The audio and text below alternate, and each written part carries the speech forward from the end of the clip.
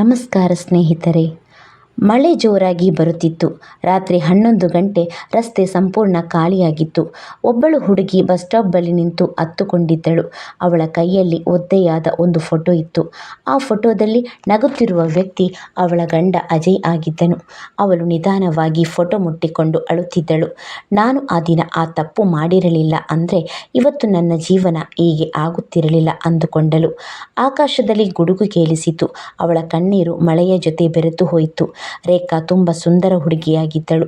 ಆದರೆ ಅವಳಿಗೆ ಒಂದು ದೊಡ್ಡ ಆಸೆ ಇತ್ತು. ಹಣ, ದೊಡ್ಡ ಮನೆ, ಕಾರು, ದುಬಾರಿ ಜೀವನ. ಇದನ್ನೇ ಕನಸು ಕಾಣುತ್ತಿದ್ದಳು. ಆದರೆ ಮನೆಯವರ ಒತ್ತಾಯಕ್ಕೆ ಅವಳು ಅಜಯ್ ಜೊತೆ ಮದುವೆಯಾಯಿತು. ಅಜಯ್ ಶ್ರೀಮಂತನಲ್ಲ, ಆದರೆ ಅವನು ತುಂಬ ಒಳ್ಳೆಯವನು.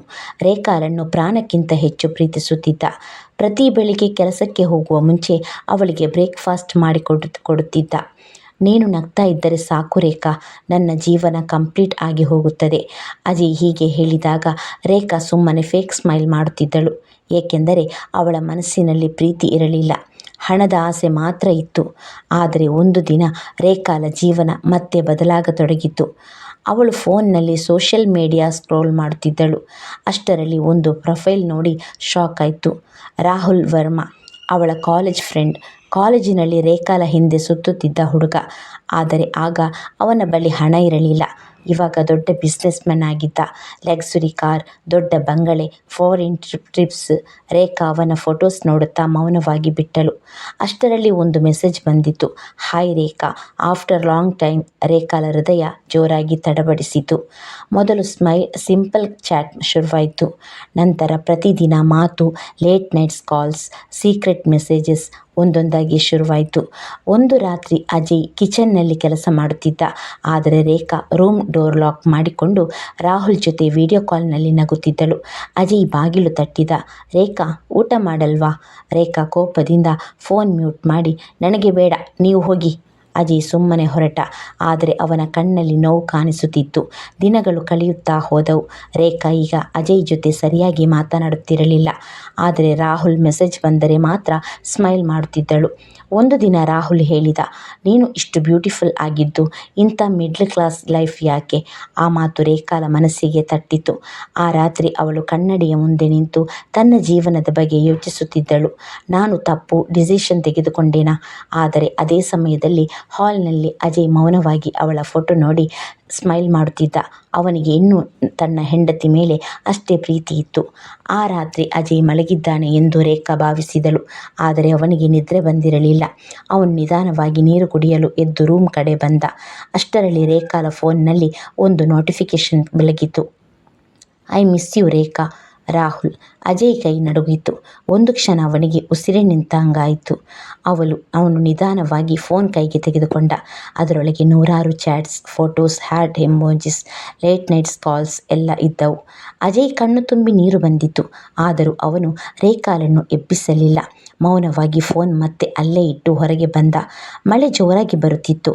ಅಜಯ್ ಮನೆಯ ಹೊರಗೆ ನಿಂತು ಅಳುತ್ತಿದ್ದನು. ನಾನು ಅವಳನ್ನು ಇಷ್ಟೊಂದು ಪ್ರೀತಿಸಿದ್ದೇ ತಪ್ಪಾ? ಅವನ ಕಣ್ಣೀರು ಮಳೆಯ ಜೊತೆ ಬೆರೆತು ಹೋಯಿತು. ಮರುದಿನ ಬೆಳಿಗ್ಗೆ ರೇಖಾ ಎದ್ದು ನೋಡಿದಾಗ ಅಜಯ್ ಮನೆಯಲ್ಲಿರಲಿಲ್ಲ. ಟೇಬಲ್ ಮೇಲೆ ಒಂದು ಲೆಟರ್ ಇತ್ತು. ಕೈ ನಡುಗುತ್ತಾ ಅವಳು ಅದನ್ನು ತೆರೆದಳು. ರೇಖಾ, ನಿನ್ನ ಸಂತೋಷವೇ ನನ್ನ ಜೀವನ ಅಂತ ನಂಬಿದ್ದೆ. ಆದರೆ ನಾನು ಮಾತ್ರ ನಿನ್ನ ಜೀವನದಲ್ಲಿ ಭಾರವಾಗಿ ಬಿಟ್ಟೆ. ನಿನ್ನನ್ನು ತಡೆಯಲ್ಲ, ನೀನು ಖುಷಿಯಾಗಿರು. ಆದರೆ ಒಂದು ಮಾತು, ನಿಜವಾದ ಪ್ರೀತಿ ಹಣಕ್ಕಿಂತ ದೊಡ್ಡದು. ಒಂದು ದಿನ ನಿನಗೆ ಅರ್ಥ ಆಗುತ್ತದೆ. ಇಂತಿ ಅಜಯ್. ರೇಖಾಳ ಕಣ್ಣೀರು ಆ ಲೆಟರ್ ಮೇಲೆ ಬಿತ್ತು. ಅವಳು ತಕ್ಷಣ ಅಜಯ್ಗೆ ಕಾಲ್ ಮಾಡಿದಳು. ಆದರೆ ಫೋನ್ ಸ್ವಿಚ್ಡ್ ಆಫ್ ಅಂತ ಬಂತು. ಅವಳು ಹುಚ್ಚಿಯಂತೆ ಎಲ್ಲೆಡೆ ಹುಡುಕತೊಡಗಿದಳು. Bus stand, railway station, Ajay ಕೆಲಸ ಮಾಡುತ್ತಿದ್ದ ಪ್ಲೇಸ್. ಆದರೆ ಅವನು ಎಲ್ಲಿಯೂ ಕಾಣಿಸಲಿಲ್ಲ. ಕೆಲವು ತಿಂಗಳುಗಳ ನಂತರ ರಾಹುಲ್ನ ನಿಜ ಸ್ವರೂಪ ರೇಖಾಳಿಗೆ ಗೊತ್ತಾಯಿತು. ಅವನಿಗೆ ಪ್ರೀತಿ ಬೇಕಿರಲಿಲ್ಲ, ಟೈಮ್ ಪಾಸ್ ಮಾತ್ರ ಬೇಕಿತ್ತು. ಒಂದು ದಿನ ಅವನು ಮತ್ತೊಬ್ಬ ಹುಡುಗಿಯ ಜೊತೆ ಪಾರ್ಟಿ ಮಾಡುತ್ತಿರುವ ಫೋಟೋ ನೋಡಿ ರೇಖಾ ಶಾಕ್ ಆದಳು. ಆಗ ಅವಳಿಗೆ ಅಜಯ್ ನೆನಪಾಯಿತು. ನನ್ನನ್ನು ನಿಜವಾಗಿ ಪ್ರೀತಿಸಿದವನು ಅವನೇ. ಆದರೆ ತುಂಬ ತಡವಾಗಿತ್ತು. ಒಂದು ಸಂಜೆ, ಅದೇ ಮಳೆಯ ರಾತ್ರಿ, ಅದೇ ಬಸ್ ಸ್ಟಾಪ್. ರೇಖಾ ಒಬ್ಬಳೇ ನಿಂತಿದ್ದಳು. ಅವಳ ಕೈಯಲ್ಲಿ ಅಜಯ್ ಫೋಟೋ, ಕಣ್ಣಲ್ಲಿ ಪಶ್ಚಾತ್ತಾಪ. ಕ್ಷಮಿಸು ಅಜಯ್, ನಿನ್ನ ಪ್ರೀತಿಯ ಮೌಲ್ಯ ನನಗೆ ತಡವಾಗಿ ಅರ್ಥ ಆಯಿತು. ರೇಖಾ ಬಸ್ ಸ್ಟಾಪ್ನಲ್ಲಿ ಅಳುತ್ತಾ ನಿಂತಿದ್ದಳು. ಆದರೆ ಅವಳ ಮನಸ್ಸಿನಲ್ಲಿ ಒಂದೇ ಮಾತು, ಒಮ್ಮೆ ಅಜಯ್ ಸಿಕ್ಕಿದ್ರೆ ನಾನು ಅವನ ಕಾಲಿಗೆ ಬೀಳ್ತೀನಿ. ಆ ರಾತ್ರಿ ಅವಳು ಮನೆಗೆ ಹೋದರೂ ನಿದ್ರೆ ಬರಲಿಲ್ಲ. ಅಜಯ್ ಫೋಟೋ ಹಿಡಿದುಕೊಂಡೇ ಅತ್ತಳು. ಅವನು ಬ್ರೇಕ್ಫಾಸ್ಟ್ ಮಾಡಿಕೊಡುತ್ತಿದ್ದ ಕ್ಷಣಗಳು, ಅವಳಿಗೆ ಜ್ವರ ಬಂದಾಗ ರಾತ್ರಿ ಪೂರ್ತಿ ಜಾಗರಿಸುತ್ತಿದ್ದದ್ದು, ಅವಳು ಕೋಪ ಮಾಡಿದ್ರು ಸುಮ್ಮನೆ ನಗುತ್ತಿದ್ದದ್ದು ಎಲ್ಲವೂ ನೆನಪಾಗತೊಡಗಿತ್ತು. ಮರುದಿನ ಬೆಳಿಗ್ಗೆ ರೇಖಾ ಅಜಯ್ನ ಹಳೆಯ ಆಫೀಸಿಗೆ ಹೋದಳು. ಎಕ್ಸ್ಕ್ಯೂಸ್ ಮೀ, ಅಜಯ್ ಇಲ್ಲಿ ಕೆಲಸ ಮಾಡ್ತಿದ್ದಾರಲ್ಲ? ಅಲ್ಲಿದ್ದ ಓಲ್ಡ್ ಸ್ಟಾಫ್ ಒಬ್ಬರು ಮೌನವಾಗಿ ನೋಡಿದರು. ಮೇಡಮ್, ಅವರು ಇಲ್ಲಿ ಕೆಲಸ ಬಿಟ್ಟಿದ್ದು 3 ತಿಂಗಳಾಯಿತು. ರೇಖಾಳ ಹೃದಯ ಕುಸಿದಂತಾಯಿತು. ಎಲ್ಲಿ ಹೋಗಿದ್ದಾರೆ ಗೊತ್ತಾ? ಯಾರಿಗೂ ಹೇಳಿಲ್ಲ ಮೇಡಮ್. ಅವಳ ಕಣ್ಣಲ್ಲಿ ಮತ್ತೆ ನೀರು ತುಂಬಿತ್ತು. ಆಮೇಲೆ ಪ್ರತಿದಿನ ರೇಖಾ ಅಜಯ್ ಹುಡುಕುತ್ತಲೇ ಇದ್ದಳು. Temple, bus stand, tea shop, ಅವನು ಇಷ್ಟಪಟ್ಟ ಪಾರ್ಕ್, ಆದರೆ ಎಲ್ಲಿಯೂ ಸಿಗಲಿಲ್ಲ. ಒಂದು ದಿನ ರೇಖಾ ಮನೆಗೆ ಬರುತ್ತಿದ್ದಾಗ ರಸ್ತೆ ಬದಿಯಲ್ಲಿ ಒಬ್ಬ ವೃದ್ಧೆ ಬಿದ್ದಿದ್ದರು. ಅವಳು ತಕ್ಷಣ ಓಡಿ ಹೋಗಿ ಅವರನ್ನು ಎತ್ತಿದಳು. ಅಮ್ಮ, ಏನಾಯಿತು? ಆ ವೃದ್ಧೆ ನಿಧಾನವಾಗಿ ಹೇಳಿದರು. ಮಗಳೇ, 2 ದಿನದಿಂದ ಊಟ ಇಲ್ಲ. ಆ ಮಾತು ಕೇಳಿ ರೇಖಾಳಿಗೆ ಶಾಕ್ ಆಯಿತು. ಏಕೆಂದರೆ ಅಜಯ್ ಯಾವಾಗಲೂ ಹೀಗೆ ಬಡವರಿಗೆ ಸಹಾಯ ಮಾಡುತ್ತಿದ್ದ. ಅವಳು ವೃದ್ಧೆಯನ್ನು ಹೋಟೆಲ್ಗೆ ಕರೆದುಕೊಂಡು ಹೋಗಿ ಊಟ ಮಾಡಿಸಿದಳು. ಆ ದಿನ ಮೊದಲ ಬಾರಿಗೆ ರೇಖಾಳ ಮನಸ್ಸಿನಲ್ಲಿ ಸ್ವಾರ್ಥ ಕಡಿಮೆಯಾಗತೊಡಗಿತು. ದಿನಗಳು ಕಳೆಯುತ್ತಾ ಹೋದವು. ರೇಖಾ ಈಗ ಸಿಂಪಲ್ ಲೈಫ್ ಬದುಕತೊಡಗಿದಳು. ಸೋಷಿಯಲ್ ಮೀಡಿಯಾ ಡಿಲೀಟ್ ಮಾಡಿದಳು. Luxury dreams ಬಿಟ್ಟಳು.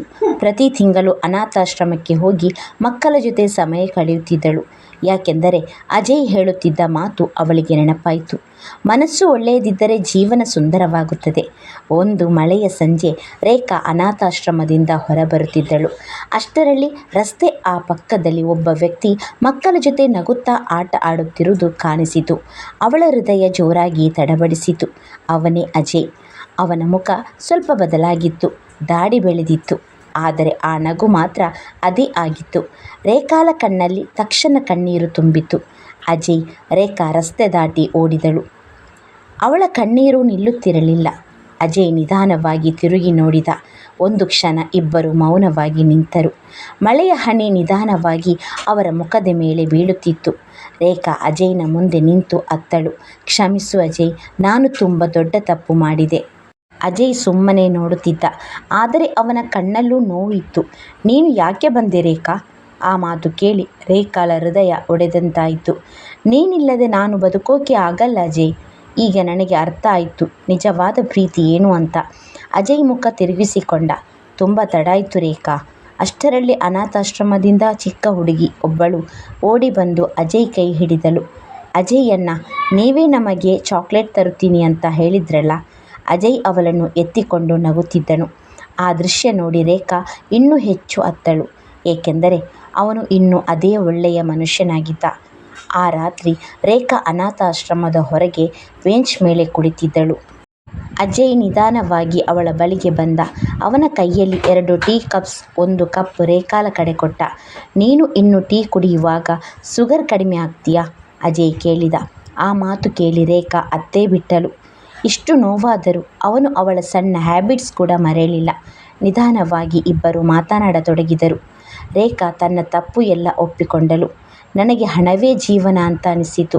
ಆದರೆ ನಿನ್ನನ್ನು ಕಳೆದುಕೊಂಡ ಮೇಲೆ ಗೊತ್ತಾಯಿತು, ಪ್ರೀತಿಗಿಂತ ದೊಡ್ಡದು ಏನೂ ಇಲ್ಲ. ಅಜಯ್ ಮೌನವಾಗಿ ಕೇಳುತ್ತಿದ್ದ. ಕೆಲವು ದಿನಗಳ ನಂತರ ರೇಖಾ ಪ್ರತಿದಿನ ಅನಾಥಾಶ್ರಮಕ್ಕೆ ಬರತೊಡಗಿದಳು. ಮಕ್ಕಳ ಜೊತೆ ಆಟ ಆಡುತ್ತಿದ್ದಳು. ಅವರಿಗೆ ಊಟ ಮಾಡಿಸುತ್ತಿದ್ದಳು. ಅಜಯ್ ದೂರದಿಂದ ಅವಳ ಚೇಂಜ್ ಆಗಿದ್ದನ್ನು ನೋಡುತ್ತಿದ್ದ. ಒಂದು ದಿನ ಅನಾಥಾಶ್ರಮದ ಓನರ್ ಅಜಯ್ಗೆ ಹೇಳಿದರು, ಅವಳು ನಿಜವಾಗಿಯೂ ಬದಲಾಗಿದ್ದಾಳೆ ಅಜಯ್. ಅಜಯ್ ಸುಮ್ಮನೆ ನಗುತ್ತಿದ್ದ. ದೀಪಾವಳಿ ದಿನ ಮಕ್ಕಳು ಎಲ್ಲ ಪಟಾಕಿ ನೋಡಿ ಖುಷಿ ಪಡುತ್ತಿದ್ದರು. ರೇಖಾ ಒಬ್ಬಳೇ ಟೆರೆಸ್ ಮೇಲೆ ನಿಂತಿದ್ದಳು. ಅಷ್ಟರಲ್ಲಿ ಹಿಂದೆ ಯಾರೋ ನಿಧಾನವಾಗಿ ಹೇಳಿದರು, ಹ್ಯಾಪಿ ದೀಪಾವಳಿ ರೇಖಾ. ಅವಳು ತಿರುಗಿ ನೋಡಿದಳು. ಅಜಯ್. ಅವನ ಕೈಯಲ್ಲಿ ಚಿಕ್ಕ ಗಿಫ್ಟ್ ಬಾಕ್ಸ್ ಇತ್ತು. ಇದು ಏನು? ನೀನು ಮೊದಲ ಬಾರಿ ನನ್ನ ಜೊತೆ ಫೆಸ್ಟಿವಲ್ ಸೆಲೆಬ್ರೇಟ್ ಮಾಡಿದಾಗ ಇದೇ ಇಯರಿಂಗ್ಸ್ ಇಷ್ಟ ಆಯಿತು ಅಂದಿದ್ದೆ. ರೇಖಾ ಕೈ ನಡುಗಿತು. ಅವಳು ಗಿಫ್ಟ್ ಓಪನ್ ಮಾಡಿದಳು. ಅದರೊಳಗೆ ಅದೇ ಸಿಲ್ವರ್ ಇಯರಿಂಗ್ಸ್ ಇತ್ತು. ಅವಳು ಅಜಯ್ ಕಡೆ ನೋಡಿ ಅತ್ತಳು. ನೀನು ಇನ್ನೂ ನನ್ನನ್ನು ಇಷ್ಟೊಂದು ಪ್ರೀತಿಸ್ತೀಯಾ?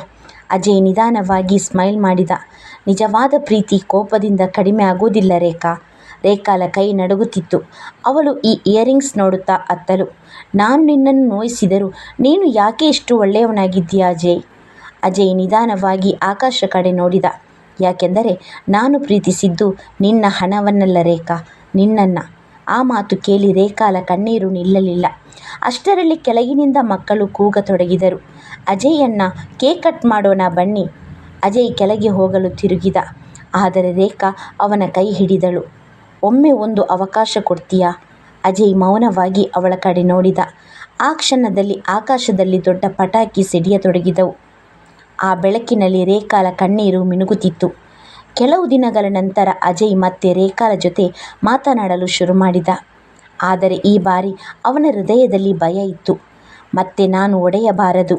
ರೇಖಾ ಅದನ್ನು ಅರ್ಥ ಮಾಡಿಕೊಂಡಳು. ಅವಳು ಫೋರ್ಸ್ ಮಾಡಲಿಲ್ಲ. ನಿಧಾನವಾಗಿ ಅವನ ಟ್ರಸ್ಟ್ ಗೆಲ್ಲಲು ಶುರು ಮಾಡಿದಳು. ಒಂದು ದಿನ ಅನಾಥಾಶ್ರಮದ ಮಕ್ಕಳಿಗೆ ಪಿಕ್ನಿಕ್ ಅರೇಂಜ್ ಮಾಡಿದರು. ಎಲ್ಲರೂ ಬಸ್ನಲ್ಲಿ ಸಾಂಗ್ಸ್ ಹಾಡುತ್ತಾ ಹೋಗುತ್ತಿದ್ದರು. ಒಬ್ಬ ಚಿಕ್ಕ ಹುಡುಗಿ ಸಡನ್ಲಿ ಕೇಳಿದಳು, ಅಜಯ್ ಅಣ್ಣ, ರೇಖಾ ಅಕ್ಕ ನಿಮ್ಮ ವೈಫ್ನಾ? ಬಸ್ನಲ್ಲಿ ಎಲ್ಲ ಮಕ್ಕಳು ನಗತೊಡಗಿದರು. ರೇಖಾ ನಾಚಿಕೆಯಿಂದ ಕೆಳಗೆ ನೋಡಿದಳು. ಆದರೆ ಅಜಯ್ ಉತ್ತರ ಕೊಡಲಿಲ್ಲ. ಅವನು ವಿಂಡೋ ಹೊರಗೆ ನೋಡುತ್ತಿದ್ದ. ಆ ಕ್ಷಣದಲ್ಲಿ ರೇಖಾಳ ಹೃದಯ ಮತ್ತೆ ನೋವಾಯಿತು. ಪಿಕ್ನಿಕ್ ಮುಗಿಸಿ ಸಂಜೆ ಮರಳುವಾಗ ಮಳೆ ಶುರುವಾಯಿತು. ಬಸ್ ಮಧ್ಯೆ ರಸ್ತೆಯಲ್ಲಿ ಸಡನ್ಲಿ ಕೆಟ್ಟು ನಿಂತಿತು. ನೆಟ್ವರ್ಕ್ ಇಲ್ಲ. ಸುತ್ತಲೂ ಫಾರೆಸ್ಟ್ ಏರಿಯಾ. ಮಕ್ಕಳು ಭಯಪಟ್ಟು ಅಳತೊಡಗಿದರು. ಅಷ್ಟರಲ್ಲಿ ಅಜಯ್ ಎಲ್ಲರನ್ನೂ ಸಮಾಧಾನ ಮಾಡುತ್ತಿದ್ದ. ಆದರೆ ಒಂದು ಚಿಕ್ಕ ಹುಡುಗಿ ಕಾಣಿಸಲಿಲ್ಲ.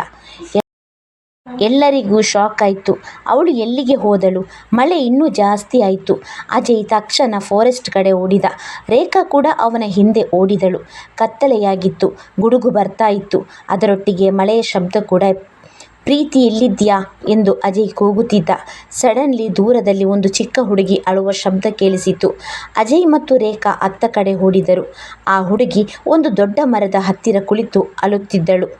ಆದರೆ ಅವಳ ಹತ್ತಿರ ನಿಧಾನವಾಗಿ ಒಂದು ದೊಡ್ಡ ಹಾವು ಸಾಗುತ್ತಿತ್ತು. ಆ ಚಿಕ್ಕ ಹುಡುಗಿ ಭಯದಿಂದ ಅಳುತ್ತಿದ್ದಳು. ಅಜಯ್ ಅಣ್ಣ, ರೇಖಾಳ ಕೈ ಕಾಲು ನಡುಗತೊಡಗಿದವು. ಆದರೆ ಅಜಯ್ ಒಂದು ಕ್ಷಣವೂ ಯೋಚಿಸಲಿಲ್ಲ. ಅವನು ನಿಧಾನವಾಗಿ ಮುಂದೆ ಹೋಗಿ ಒಂದು ದೊಡ್ಡ ಬೆತ್ತ ತೆಗೆದುಕೊಂಡ. ರೇಖಾ, ನೀನು ಅವಳನ್ನು ನಿಧಾನವಾಗಿ ಹಿಂದೆ ಎಳೆ. ರೇಖಾ ಭಯದಿಂದ ನಡುಗುತ್ತಿದ್ದರೂ ಧೈರ್ಯ ಮಾಡಿ ಮುಂದೆ ಹೋದಳು. ಆದರೆ ಅದೇ ಸಮಯದಲ್ಲಿ ಹಾವು ಸಡನ್ಲಿ ಪುಸ್ ಎದ್ದಿತು. ರೇಖಾ ಭಯದಿಂದ ಕಿರುಚಿದಳು. ಅಜಯ್ ತಕ್ಷಣ ಆ ಹಾವಿನ ಗಮನ ತನ್ನ ಕಡೆ ತಿರುಗಿಸಿದ. ರೇಖಾ, ಹುಡುಗಿಯನ್ನು ಕರೆದುಕೊಂಡು ಹೋಗು. ಕಣ್ಣೀರು ಹಾಕುತ್ತಾ ರೇಖಾ ಆ ಚಿಕ್ಕ ಹುಡುಗಿಯನ್ನು ಹಿಡಿದು ಹಿಂದೆ ಓಡಿದಳು. ಕೆಲವು ಕ್ಷಣಗಳ ನಂತರ ಅಜಯ್ ಕೂಡ ಸೇಫ್ ಆಗಿ ಹೊರಬಂದ. ರೇಖಾ ಓಡಿ ಬಂದು ಅವನನ್ನು ಬಿಗಿಯಾಗಿ ಅಪ್ಪಿಕೊಂಡಳು. ನಿನಗೆ ಏನಾದರೂ ಆಗಿದ್ದರೆ ನಾನು ಬದುಕಿರಲಿಲ್ಲ. ಅಜಯ್ ಮೌನವಾಗಿ ನಿಂತಿದ್ದ. ಆದರೆ ಈ ಬಾರಿ ಅವನ ಹೃದಯ ಮತ್ತೆ ಕರಗತೊಡಗಿತು. ಆ ರಾತ್ರಿ ಅನಾಥಾಶ್ರಮಕ್ಕೆ ಎಲ್ಲರೂ ಸೇಫ್ ಆಗಿ ಬಂದರು. ಮಕ್ಕಳು ಎಲ್ಲ ಅಜಯ್ ಸುತ್ತ ಕುಳಿತು ಅವನನ್ನು ಹೀರೋ ಅಂತ ಕರೆಯತೊಡಗಿದರು. ಆದರೆ ರೇಖಾ ಮಾತ್ರ ಕಾರ್ನರ್ನಲ್ಲಿ ಕುಳಿತು ಅಜಯ್ ನೋಡುತ್ತಾ ಅಳುತ್ತಿದ್ದಳು. ಅವಳಿಗೀಗ ಗೊತ್ತಾಗಿತ್ತು, ನಿಜವಾದ ಶ್ರೀಮಂತಿಕೆ ಹಣದಲ್ಲಲ್ಲ, ಮನಸ್ಸಿನಲ್ಲಿ ಇರುತ್ತದೆ. ಕೆಲವು ದಿನಗಳ ನಂತರ ಒಂದು ದಿನ ಬೆಳಿಗ್ಗೆ ರೇಖಾ ಅನಾಥಾಶ್ರಮದ ಕಿಚನ್ನಲ್ಲಿ ಮಕ್ಕಳಿಗೆ ಬ್ರೇಕ್ಫಾಸ್ಟ್ ಮಾಡುತ್ತಿದ್ದಳು. ಅಷ್ಟರಲ್ಲಿ ಅನಾಥಾಶ್ರಮದ ಓನರ್ ಒಳಗೆ ಬಂದರು. ರೇಖಾ, ಹೊರಗೆ ಯಾರೋ ನಿನ್ನನ್ನು ಹುಡುಕುತ್ತಿದ್ದಾರೆ. ರೇಖಾ ಹೊರಗೆ ಬಂದಳು. ಅಲ್ಲಿ ಬ್ಲ್ಯಾಕ್ ಕಾರ್ ಹತ್ತಿರ ರಾಹುಲ್ ನಿಂತಿದ್ದ. ಸ್ಟೈಲಿಶ್ ಡ್ರೆಸ್, ಎಕ್ಸ್ಪೆನ್ಸಿವ್ ವಾಚ್, ಅದೇ ಆಟಿಟ್ಯೂಡ್. ಅವನು ಸ್ಮೈಲ್ ಮಾಡಿ ಹೇಳಿದ, ವಾವ್ ರೇಖಾ, ನೀನು ಇಲ್ಲಿ ಕೆಲಸ ಮಾಡ್ತಿದ್ಯಾ? ಈಗ ರೇಖಾಳ ಮುಖ ಗಂಭೀರವಾಯಿತು. ನಿನಗೆ ಏನು ಬೇಕು ರಾಹುಲ್? ರಾಹುಲ್ ಹತ್ತಿರ ಬಂದು ನಿಧಾನವಾಗಿ ಹೇಳಿದ, ಕಮ್ ವಿತ್ ಮೀ, ನಾನು ಇನ್ನೂ ನಿನ್ನನ್ನು ಲವ್ ಮಾಡ್ತೀನಿ. ಅಷ್ಟರಲ್ಲಿ ಹಿಂದೆ ನಿಂತಿದ್ದ ಅಜಯ್ ಎಲ್ಲ ಕೇಳಿಬಿಟ್ಟ. ಅಜಯ್ ಕೆಲ ಕ್ಷಣ ಮೌನವಾಗಿ ನಿಂತನು. ರೇಖಾ ತಕ್ಷಣ ರಾಹುಲ್ನಿಂದ ದೂರ ಸರಿದಳು. ನಿನ್ನ ಜೊತೆ ಬರೋಕೆ ನಾನು ಈಗಿನ ರೇಖಾ ಅಲ್ಲ ರಾಹುಲ್. ರಾಹುಲ್ ಕೋಪದಲ್ಲಿ ನಗುತ್ತಿದ್ದ. ರಿಯಲಿ? ಹಾಗಿದ್ರೆ ಇವನು ಏನು ಕೊಡ್ತಾನೆ ನಿನಗೆ? ಈ ಅನಾಥಾಶ್ರಮದ ಜೀವನನ?